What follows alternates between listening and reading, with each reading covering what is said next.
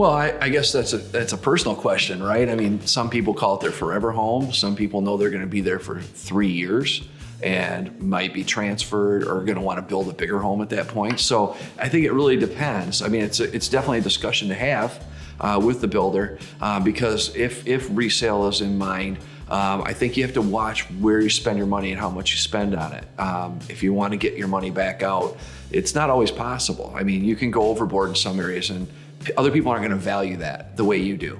It's not going to show up in an appraisal the way you want it to. And so I think it's an important discussion to have based on your timelines and what you're looking at doing.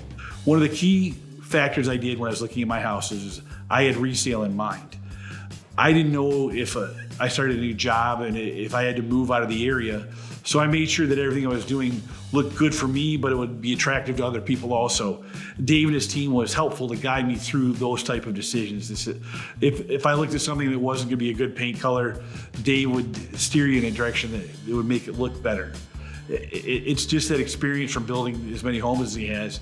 He knows what's in style right now, and his team really helps you make those decisions. Well, I think when you're thinking about how long you're going to stay in a house, you need to be mindful of what you're building, what you're putting in there.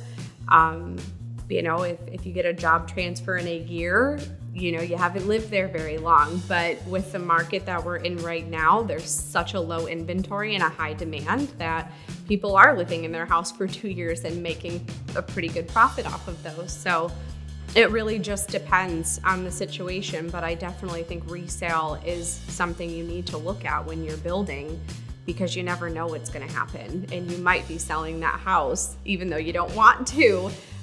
So you want to make sure that you're thinking about those things when making selections. I'm probably is a 5-year plan to live in my home, but then if I was going to do it again, I'd just build another custom home with Dave because I look for maybe a different, I think I'd like to maybe get more land in the future, something like that. But that's something you step through a process.